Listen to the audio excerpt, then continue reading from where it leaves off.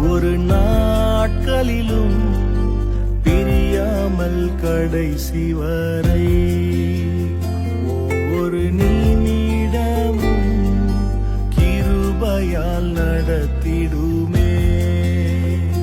ஒவ்வொரு நாட்களிலும் பிரியாமல் கடைசி வரை ஒவ்வொரு நிமிடமும் கிருபையால்.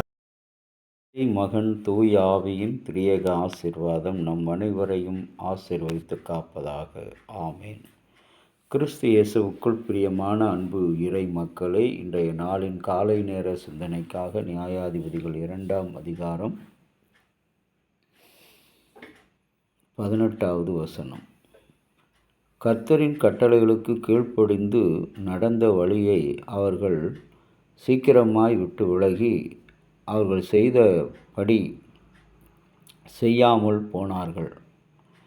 கர்த்தர் அவர்கள் நியாயாதிபதிகளை எழும்ப பண்ணின போது கர்த்தர் நியாயாதிபதிகளோடு இருந்து அந்த நியாயாதிபதியின் நாட்களெல்லாம் அவர்கள் சத்துருக்களின் கைக்கு அவர் நீங்களாக்கி ரட்சித்து வருவார். அவர்கள் தங்களை நெருக்கினது நிமித்தம் பெருமூச்சு விடுகிறதை காணவே கர்த்தர் பரிதாபம் கொள்ளுகிறார். கிறிஸ்துவில் பிரியமான அன்பு இறை மக்களே, கர்த்தர் நமக்கு ஒரு வாழ்க்கையை கொடுத்திருக்கிறார் என்று சொன்னால் அந்த வாழ்க்கையிலே நாம் நிலைத்திருக்க வேண்டும். நிலைத்தன்மை இல்லாத ஒரு நிலையிலே இன்றைக்கு மனிதன் தன்னுடைய மனதை அங்கும் இங்கும் அலைய விட்டு கொண்டிருக்கிறான். தனக்குள்ளாக தன்னுடைய வாழ்வில் நடைபெற்ற ஒவ்வொரு நிகழ்வின் காரணமாக அவன் சூழ்நிலைகளுக்கு ஏற்றபடி தன்னை மாற்றிக்கொண்டு அந்த சத்துருவின் காரியங்களோடு அவன் இணைந்து செல்கிறவனாக காணப்பட்டான். D.L. மூடி மிகவும் ஒரு நாள் துயருற்று இருந்தார்.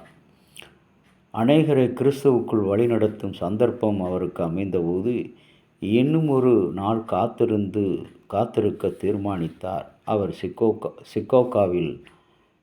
சிக்காகோவில் பெருந்திரளான கூட்டத்தில் பிரசங்கித்து கொண்டிருந்தார்.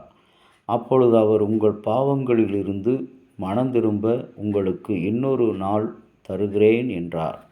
அன்றிரவே சிக்காகோவில் பயங்கரமான தீ விபத்து ஏற்பட்டு அவருடைய கூட்டத்திற்கு வந்த மக்களில் சிலர் தீயில் கருகி மாண்டனர். அதற்கு பின்பு மூடி அநேக முறை தன் ஜனங்களிடம் மனம் திரும்ப ஒரு நாள் வாய்ப்பு தருகிறேன் என்று சொன்னதற்காக தேவனிடம் மன்னிப்பு கேட்டிருக்கிறேன் என்று கூறினார். நான் அவர்களிடம் இன்றே இரட்சணிய நாள் என்று கூறியிருக்க வேண்டும் என்று வேதனையோடு அவர் சொன்னாராம். அன்பான இறை மக்களே, கர்த்தரை விட்டு விலகுகின்ற நிலையில்லாத வாழ்க்கையை வாழ்ந்து கொண்டிருக்கிற எந்த மனிதராக இருந்தாலும் சரி, யாராக இருந்தாலும் சரி, அவர்களை கர்த்தர் கடிந்து கொள்ளுகிறார், அவர்களை தண்டிக்கிறார். இங்கே அப்படி செய்த இஸ்ரவேல் மக்களுக்கு நியாயம் விசாரிக்க நியாயாதிபதிகளை அவர்களை எழுப்பினார். அந்த நியாயாதிபதிகளுக்கு விரோதமாக எழும்பின திரளான கூட்டங்கள், சத்துருக்கள் அவர்களின் கைகளுக்கு அவர்களை நீங்களாக்கி, யாரை? நியாயாதிபதிகளை நீங்களாக்கி ரட்சித்தார். நம்முடைய இந்திய தமிழ்நாட்டில் பார்க்கும்போது நம்முடைய முன்னாள் முதலமைச்சர் ஜெயலலிதா அவர்களுடைய தீர்ப்பு வழங்கப்பட்ட போது அந்த தீர்ப்பை மிக அத்துணை அச்சுறுத்தல்கள், நெருக்குதல்கள், கொலை மிரட்டல்கள் வந்தபோதும் கூட மைக்கேல் குன்கா என்ற ஒரு நீதிபதி மிக தைரியமாக முதலமைச்சர் அவர்கள் மீது அந்த தண்டனை தீர்ப்பை சரியான முறையிலே நேர்த்தியாக எழுதினார். அவருடைய அந்த தீர்ப்பு இந்த தமிழகத்தையே திருப்பி போட்டது.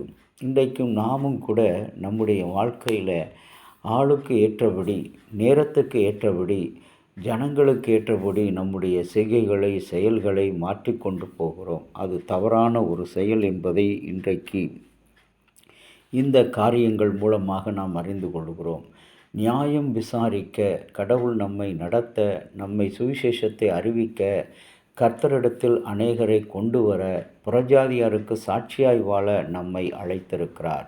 அப்படி வாழும் பொழுது கஷ்டங்கள் இன்னல்கள் வரும்.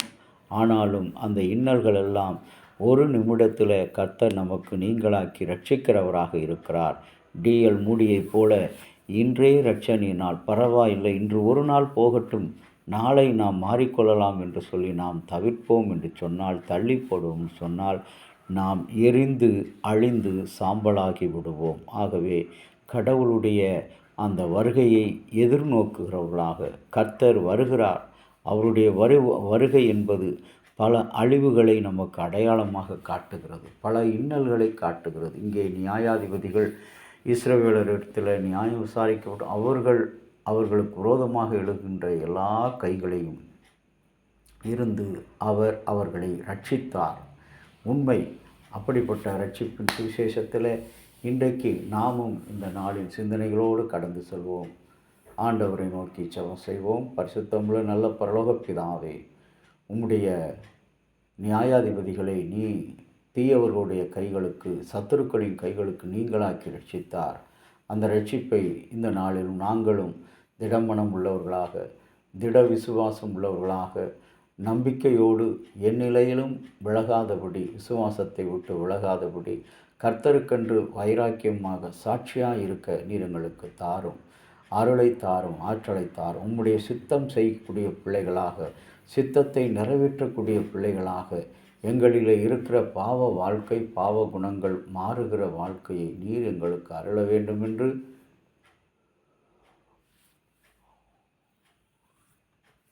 இறைமகன் இயேசுவின் நாமத்தில் வேண்டுகிறோம் நல்ல பிதாவே, ஆமேன். தந்தையாகிய கடவுளின் அன்பும் மைந்தராகிய இயேசுனுடைய அருளும் பரிசுத்த ஆவியினுடைய நல்ல உரம் பாதுகாப்பு உங்கள் அனைவரோடு கூட இருப்பதாக.